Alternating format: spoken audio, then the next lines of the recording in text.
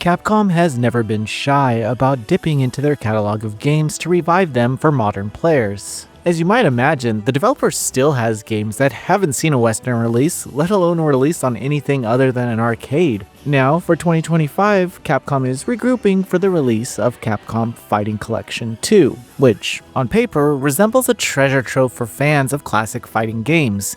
Maybe some might see it as another bundle, but there is no denying that this lineup revives legendary Dreamcast-era titles that deserve a second wind.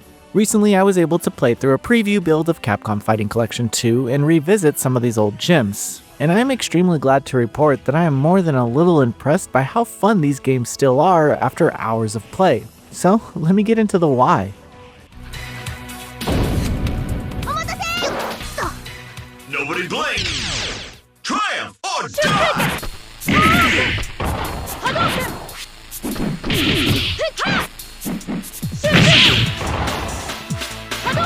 For this preview, I was able to go hands-on with a few of the games, starting with Power Stone 2, which is pure mayhem. For those unaware, this game drops up to 4 players into colorful arenas brimming with environmental hazards, wild weapons, and heart-racing transformations. Each match encourages some great comebacks as you scramble for power stones that transform your fighter into a near-unstoppable powerhouse. The matches I played reminded me of those late nights on the Dreamcast, sitting cross-legged on the floor as my friends and I yelled at the TV in frenetic excitement. Now, with the one-button special moves available in the settings, it is even easier for newcomers to pull off the flashiest attacks. There's also the quick save option that helped me out more than a few times when life called, which I appreciated more than I expected. Moving on, Capcom vs SNK Pro is the original Dream crossover. At the time of release, seeing characters from Street Fighter and the King of Fighters side by side felt like witnessing lightning in a bottle. And it still delivers a jolt of hype today. Here you get a massive roster made up of icons from multiple SNK and Capcom franchises, so there's never a dull moment when selecting your team. I spent a big chunk of my preview experimenting with different groove combinations and nibbling at that sweet sense of discovery every time I found a synergy that I never considered before. Training mode offered a good space to test these combos, and I found the addition of the move list and display filters gave me the freedom to tailor the experience to my needs. All in all, it's a game that I wouldn't mind putting more time into. Next up, I got to play Plasma Sword, which was always that one oddball 2.5D fighter that tried to blend the quickness of a 2D game with 3D sidestepping and futuristic weapons to boot. I do find it weirdly comforting that this game remains as kinetic and flashy as I remember. The matches that I was able to play were filled with neon-lit saber swings that felt like an intergalactic dance, and the smooth online play settings made it easy to jump into a match. Also, the marquee instruction card explained advanced techniques that I forgot existed, so I was never lost or frustrated, at least not for too long.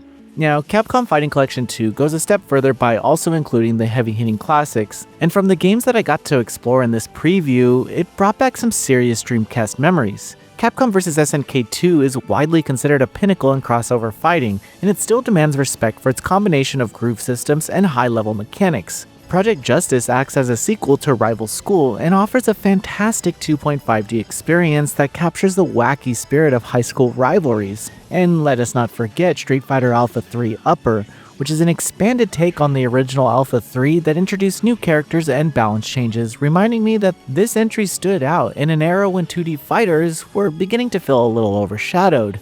One thing that caught my eye is how Capcom has also integrated modern conveniences across these titles. Having the option to toggle one-button special moves made some challenges feel more accessible, an option that made it perfect for casual players or when you just want to show your friends how something looks without fumbling with inputs. Quick save is also a great inclusion for those who might want to pause in the middle of a tricky arcade run. What resonates the most is how these fighters refuse to feel like dusty relics. Each one has a vibrant personality that is both nostalgic and unique. Maybe it's because Capcom is approaching these re-releases with care. Display filters let me toggle between old school scan lines or a clean modern look, and online play settings encourage me to challenge others without any fuss over region locks or complicated menu systems. I'm actually looking forward to any historical editions. I typically enjoy the option to unlock behind the scenes videos during a game's development or concept art.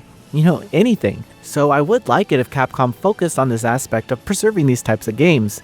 Giving focus to this history is a great way to revisit these titles. Even if you get older and can't find time to hone your fighting game skills, you could still look at these menus. Capcom Fighting Game Collection is a nice trip down memory lane. It captures an era of fighting game innovation and presents it with new comforts that modern players can appreciate. It doesn't really matter if you missed out on playing the games back then, given that they've seemingly stood the test of time by how much fun I was having. I'm especially excited to see more people join in through online matches, and hopefully see more releases within the 2D fighter genre.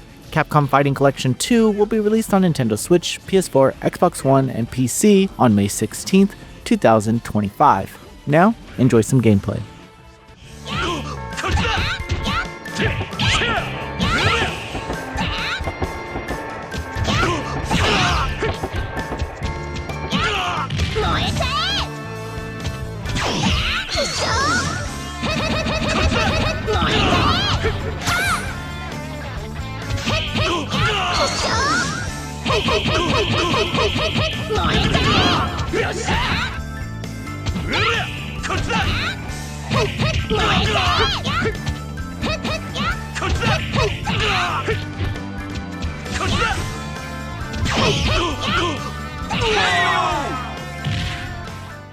Victory!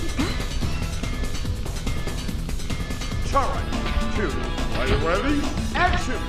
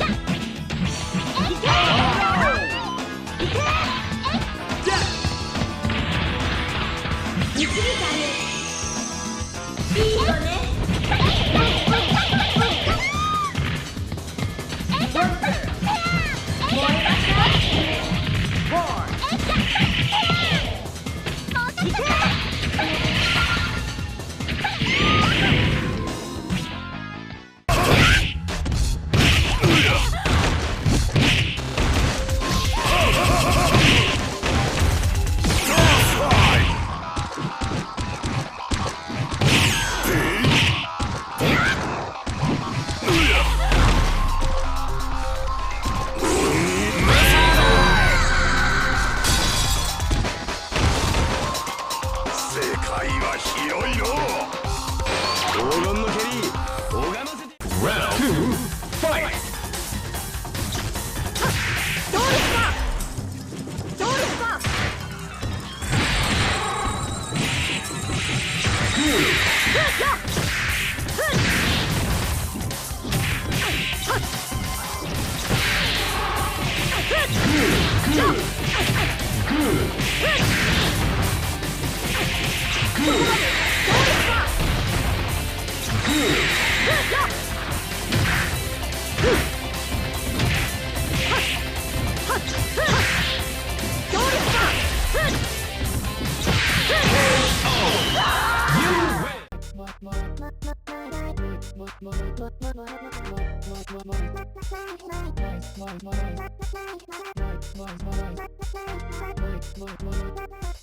Voice Pixel.